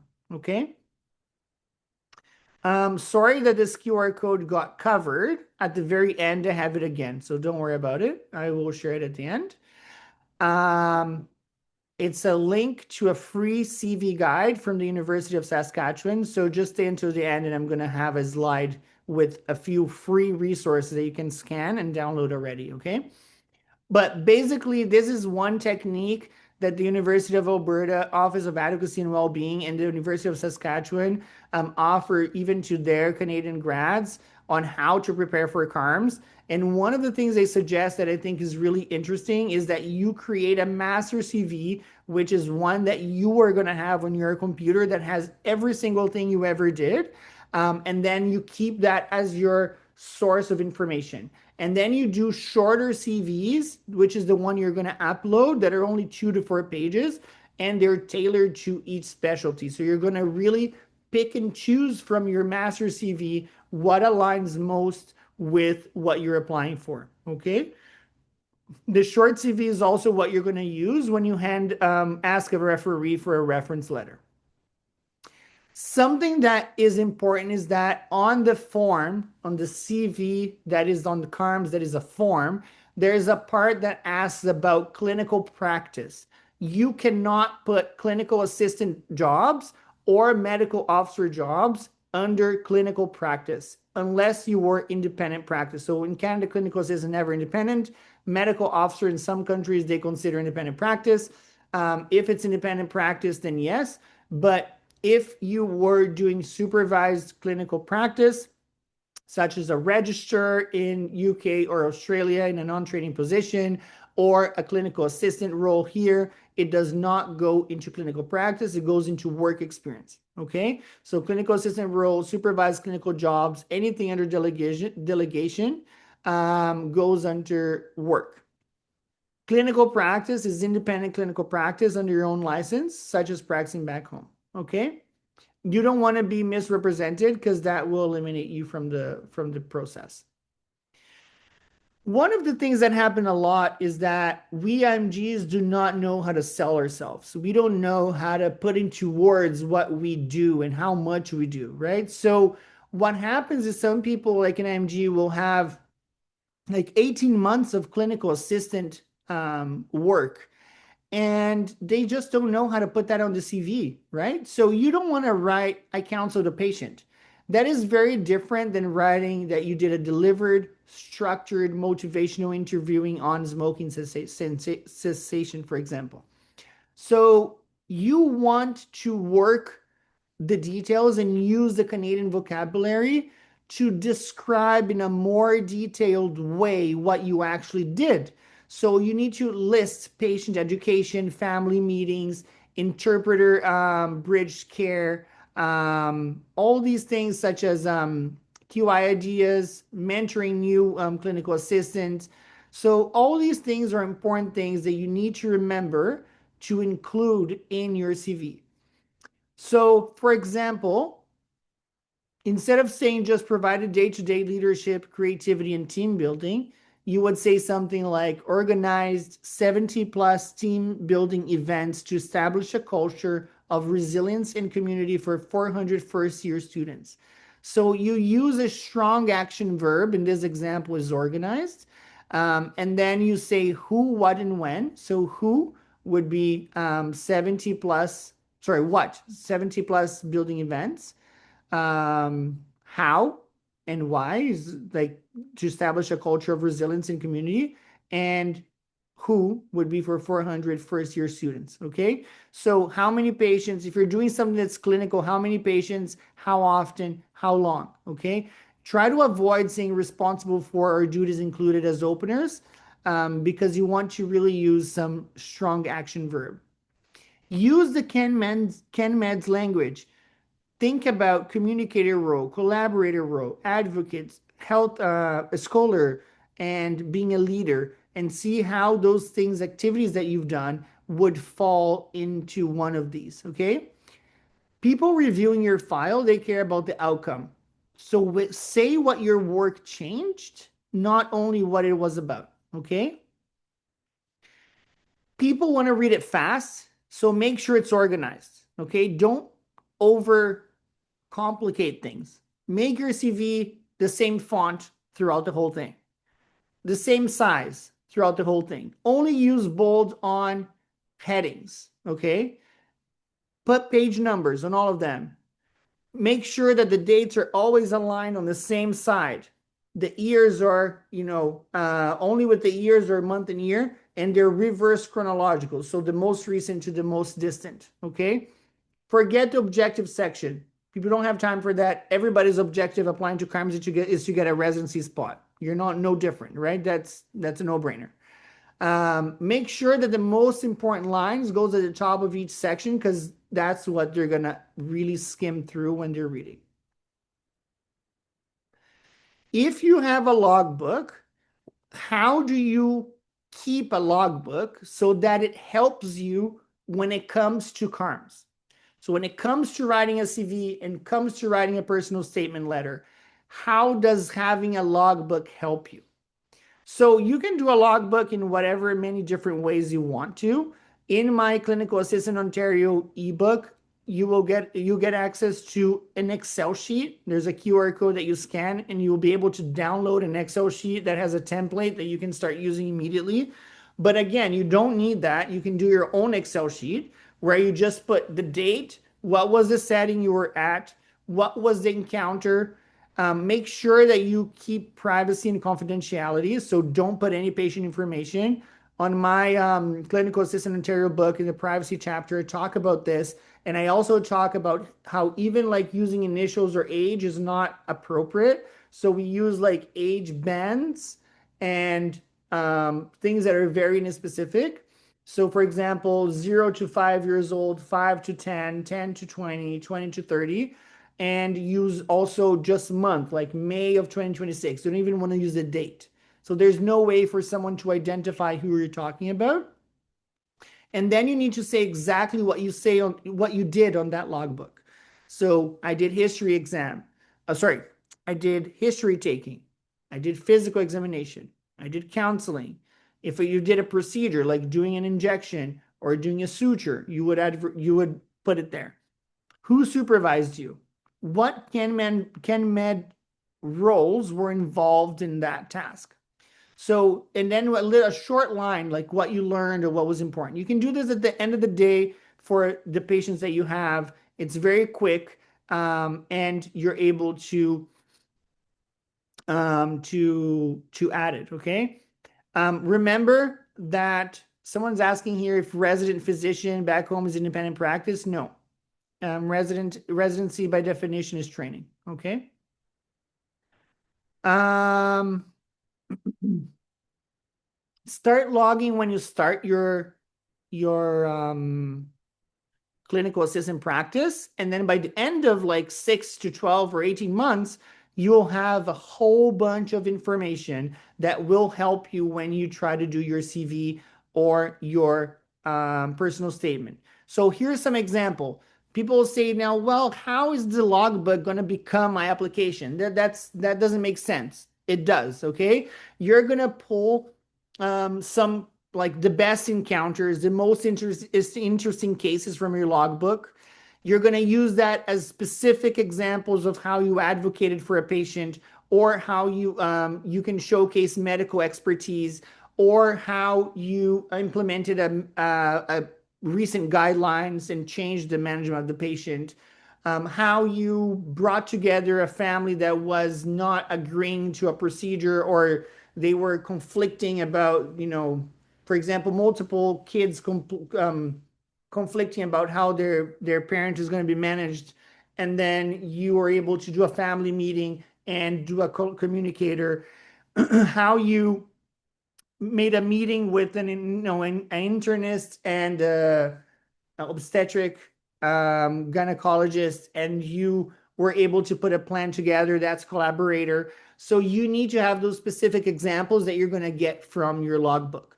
You're going to be able to do specific number of procedures, specific number of times that you did history taking or physical examinations, who supervised you, amount of hours. Those very specific information is gold. It's what makes your application not only more believable, it gives them the real picture of how you perform and what you've done. Okay. When you ask for references, make sure that you give that list, short list of encounters, those highlights from your logbook and your short CV, so they have what to work with when writing your letters, and they can make a very strong letter for you. So letters that have evidence will stand out. So for example, here's one of the things that I was saying. So a strong personal statement is built on specific encounters, not abstract claims. So an example, just saying, I'm a compassionate physician with strong communication skills. That is not as strong as if you put, a specific patient or a specific situation that was a challenge, why it was a challenge, what was the decision you were faced with, what you did, what changed in you and how you perform medicine. It's something like, you can even say, in the last 3 months, I had a case of a patient in their 20s that came to the office, and then that is very specific. So and you're not identifying the patient, that's completely fine. Okay. So 2 or 3 stories of growth, of decision making, or values in action is what is going to make your letter strong. Okay. So I have a chapter on this, and at the end of this presentation, I'm going to put a QR code for the free University of Saskatchewan College of Medicine personal letter guide that you can scan and use it today. So when you're writing a letter, make sure that the personal statement letter is below 2 pages. Your CV should be 2 to 4 pages. In your personal statement, make sure that you start by why this program, what do you have that aligns with the program's goals. Write 2 body of paragraph that you're going to use that evidence from your logbook. and what's most relevant, the highlights, right? And you're going to use real specific stories. And then you're going to close on how those two come together. So, how, who you are, why you want this program, and the examples of things that recently happened in your life put together the values of what you bring to the program. Okay. Each letter should be very specific to the program you're applying. So check the program's descriptions, look for what are the prompts. Some of them you need to answer specific questions. There are word limits. So each program has their own requirements of what they want out of the letters, and make sure that you answer those questions. So for example, I once did a review for a program that had a very specific set of questions. If you did not answer the question clearly, you would zero on the score sheet for that question. So if you don't answer the question, you're just trying to use beautiful terms, but you're going around and you don't answer what's being asked, you're going to score 0. For reference letters, make sure that you let them know months ahead of time. Make sure that, halfway through the rotation replacement, you're ready to tell them that you're going to ask for a letter. Give them the ability to collect specific examples of your work. Choose people who saw you clinically work, not only research or administrative. Ideally, someone in the specialty you're applying for. Tell them exactly what you're applying to, which program, which university, which specialty, so they can be very specific on their letter as well. Okay? Give them always your short CV and the summary of the log encounter, so that they can have what to work with in writing your letter. And make sure that if the program asks 3 letters, you give 3. Don't try to submit more, because it's not going to increase your chances or be helpful. Okay? Be coherent. So they're looking for the big picture. Your CV, your letter, they should show the same picture. Okay? If you're applying for a specialty, you want to make sure that they all point towards the same specialty. One of the other things that I've encountered in my reviews, people that are applying for anesthesiology and their statement is talking about internal medicine. That's a complete exclusion out of the process right away. Okay? So one idea of requesting reference letters, a trio, would be asking, for example, your clinical assistant supervisor, a Canadian physician in that specialty that you're trying to apply for, that saw you in an observership or in an elective, and then something that would be an academic or research voice. Okay? Ask for months before the deadline, so you give them people time and you're not excluded of the process because you don't have a complete application. So for 2026, the reference requests open in September 9, and they need to be received and completely ready by November 25. As we wrap up, fewer resources used well, a plan that you can follow and track. Use study techniques that have real evidence behind them. And then do a CaRMS application that is built on documented experience. This is my biggest tip and trick for you to achieve success. Okay? In terms of stuff from tonight, a lot of free resources, the MCC 55 free MCQs and resource maps, MyNAC library, the videos in the book are free. I'm going to give you the QR code on the next slide for the Saskatchewan CV guide and for the Dalhousie CaRMS tips, so you can scan those. And then the 5 books are available on my website, and 3 of them are already available for purchase on Amazon if you want it in print. Okay? These are 2 codes that I have available for the next 48 hours. They're going to expire on Friday at 8 p.m. Eastern Time. So you can use the CaRMS for IMGs for anything that is not a bundle. You can buy multiple things, a course, or it just doesn't work for consultation. Okay? For everything else, it works, 15%. If you're looking at any bundle, you can get even more discount. So for sure, the bundles are what's most interesting right now, because I already offer 30% of discount when you buy a bundle, and now you're getting another 25% on top of that. So this is the cheapest it's ever been, and it's not going to last. It's only 48 hours. Okay? And for those of you that are looking to print, unfortunately, there is no discount because I cannot offer any discount on Amazon. Amazon controls that. You'll see they did like an offer on my hardcover. It was the same price as paperback. I had no idea. I don't even know how they do that, who they select, who the money goes to. I have no idea. Okay, so I get the same amount, which is way, way less. Like most of the money, anyways, go for Amazon. That's why the books are expensive because they got to print and ship. Okay. Um, you can find all my books on my website and the links that have been posted during the chat on the chat. But all my courses and books are available on my website, philipesantosmd.com.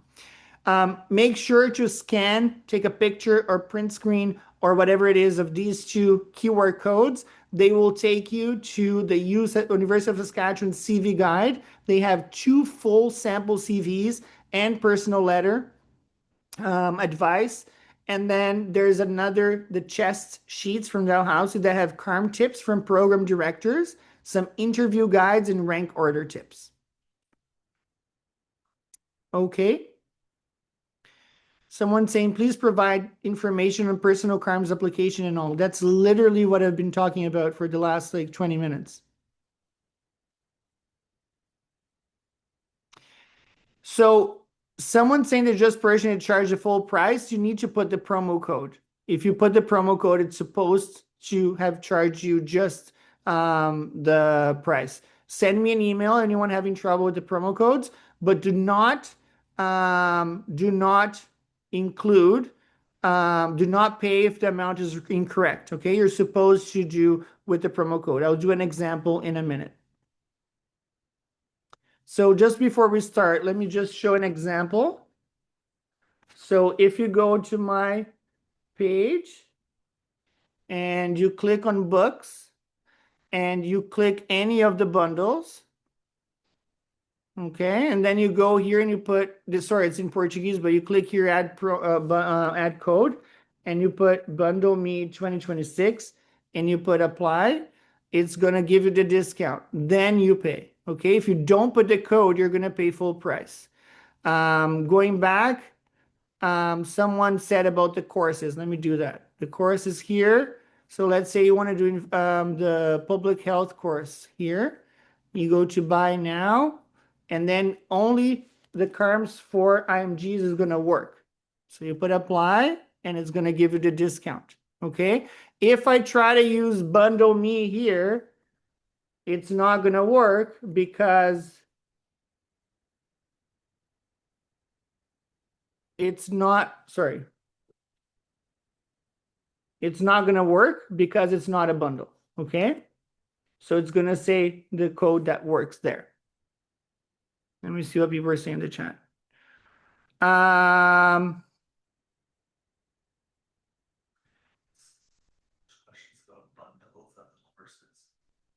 There's no bundles for courses. The courses are always individual.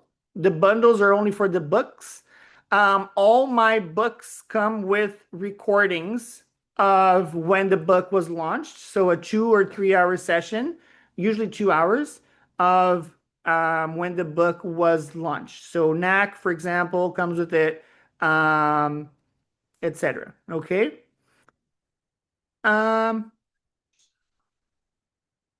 No, so there is no bundle with the courses. So if you want to buy the courses, you can only get 15%. You can buy as many as you want. It's 15%. There is no extra discount if you do a bundle and a course. What I recommend is that you, for the bundle, you use the bundle discount. And then um, for the courses and the other ones, you use the other one. Okay. Website, philipesantosmd.com. For someone asking about one-on-one consult, there is no discount today. Logbook is on my Clinical Assistant Ontario book if you want my logbook. Someone saying that 100-day plan feels very internal medicine and surgery based. I can tell you, and on the book itself, I show exactly how many sessions are for each. So look at the beginning of the book. There's a little bit more for internal medicine and surgery, but it's very balanced. And at the beginning of the book, I really break down exactly how many sessions for each of the disciplines, how many hours. It's all broken down at the beginning. Okay. Um, I do personal consultations for severe personal letters through consultations. I don't do any other special service.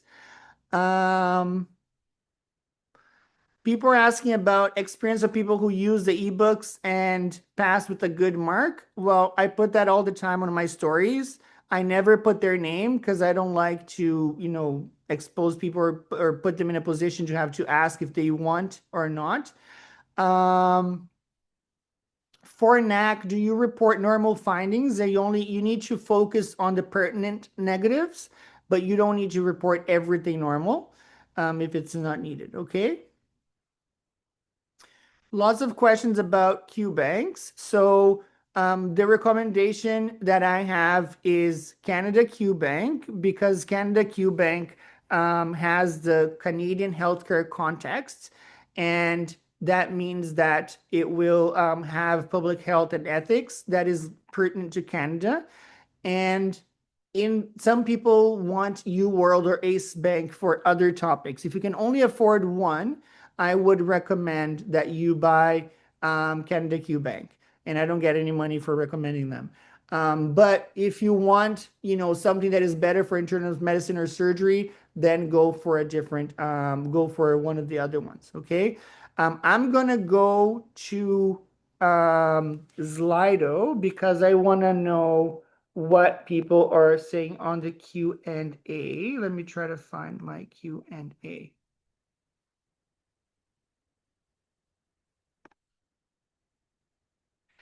So the highest voted question here is what are the most important factors that determine CaRMS success in first and then second iteration? So it's usually the same factors. But there's no single factor that is better. Okay. There's no single factor that is superior. For sure, score on exams is up there as the most important. After that is for sure how you formatted and presented information on your CV and your personal statement. By far, the personal statement, I would say, is the next one. And then your CV. And then last is the things that people think are first, such as research, other activities, leadership, and all that. That counts, but that is like third or fourth. So by far is scores and personal statement, and then how you organize your CV and your and how you write your letter. And then, of course, the content of the letter and the content of your CV is what they're going to analyze. But they might not even get that far if your scores are low, if your CV is all disorganized and your personal statement letter is horrible.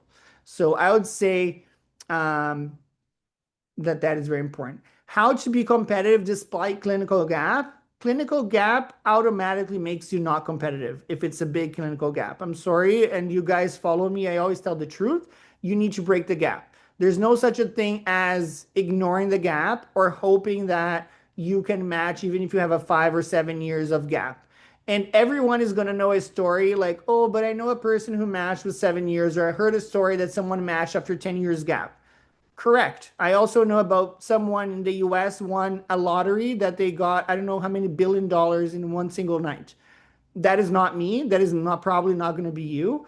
If you want to, play the lottery, that's one thing. I'm here to teach you what is going to work in the most amount of times. And if you want to stay competitive, that means that you need to break your gap. Gaps less than one year doesn't matter. 1 to 2 years is kind of like okay. More than 2 years is a problem. More than three is definitely a problem. You can't even apply to Newfoundland anymore. More than four, you can't apply to Quebec. You can't apply to Nova Scotia. So it's a big factor. Nobody like it's very unlikely you're gonna match. How to write personal statements. I think I covered that in my presentation.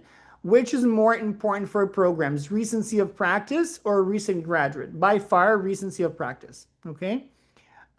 Please give insights on Casper and FM Pro C. I'm sorry, no time for that in 2 hours. I cannot cover that. And also, I would need to first look more into those exams because those are not exams that I did. Okay. Sample CV for CaRMS. I left the QR codes on the slides. I hope you guys got that. Um, how are home country reference letters seen? The problem is that one foreign letter acceptable if the other two are Canadian. So any foreign letter is scored exactly as a Canadian letter. The problem is that people back home don't know how to write a reference letter in the way that it's valued here. So they're going to say that you're a good physician. Here, they're going to look for words such as outstanding, goes above and beyond, is exceptional, is like, the top 3% of the students I ever mentored, stuff like that. And people back home do not have the experience of writing reference letters. So that is where the issue is and why reference letters from other countries are scored lower. It's not because it's from abroad, it's because of the content of the letters itself. I do not have time to cover BC CAP. All I want to say for people applying for BC CAP is that your MCCQE needs to be on the first two batches, or else you're not going to get your results on time. So for people applying for 2026, you need to complete your MCCQE on the first two batches of the fall, or else you're not going to get your results on time. Okay. Can working as a clinical assistant in Ontario help you in any way? Absolutely can. You need to know your limitations and how it can help you. And that is why I wrote a whole book on it. And I feel like it's underrated. People don't, I barely, I should say that not only was the session that I had the least amount almost of attendance and one of the books I sold the least, and it has, to me, the most amount of tips and tricks and how to convert, clinical assistant job in Ontario to something that you can put on your CV and your personal letter statement. So that is that. But again, that's just my opinion. What is more helpful, reference letter from a walk-in clinic or for general hospitals? It's more important to get a reference letter from someone that can attest to your clinical skills more than anything else. That is what's truly important, okay? Does age matter in CaRMS? I wish I could say no, but there is a preference for younger people, even though they're not allowed to say that because that's discrimination. But we are in a world where, I believe that it does impact. You do need to overcompensate in some other areas, such as getting very high scores, not having a gap, and having a really good CV and personal statement letter. Okay. People are asking about the 4-hour intensive public health course.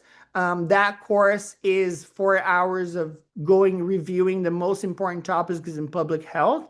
It is mostly administered, and the person doing the lecture is Dr. Jason Mullenfon, who is a medical officer of health in Ontario, and covers with real examples, do MCQs during the session.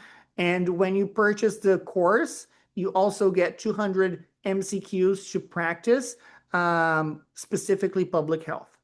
Okay. Practice back home or regulated CA position. I usually recommend people to do a bit of each. So go back home while you're applying for a regulated CA job. And once you get a job, you leave your home and come back to do a regulated CA. Okay. To break a gap, you got to go back home. If you can't, licensed CA is the next best. If you can't, clinical assistant in Ontario is the third best. Okay. But it for CaRMS purposes. If you're applying for practice ready assessment, going back home is the best. And then second is licensed clinical assistant. Clinical assistant in Ontario will not break the gap. Okay. Someone is saying if I can share the YouTube link to my NAC videos. The NAC videos are not mine. My book has a list of links of other people's videos on YouTube that are free. So you can just go on YouTube and search for the topics. What I did is that I searched every single topic and then I organized all the links and put them in a list that is organized. On the PDF, you can click and it goes straight to the videos. And on the book, you can scan the QR codes and go straight to the videos. There's no way for me to share that list as a link. It's on my part of my book. It's a chapter where I organize it by topic. Okay. Um, does someone without any experience of independent practice have chance in CaRMS? Yes, as long as you're recent grad. A recent grad without any experience in a big gap has very low to minimal chance of matching. Okay. QR code again for University of Alberta. Oh my God, guys, come on, pay attention to. You guys got to be ready. And there it is. QR code. It's not University of Alberta. Sorry, University of Sask and Dalhousie. I don't have a QR code for the University of Alberta.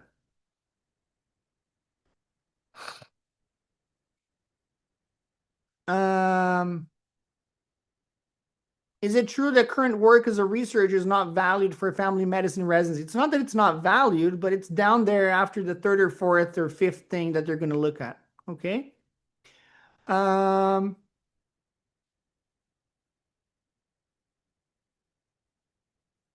People are asking about fellowships, so I'm not going to talk about that today. Working as a clinical assistant in Ontario does not break the gap for PRA. Okay. Um,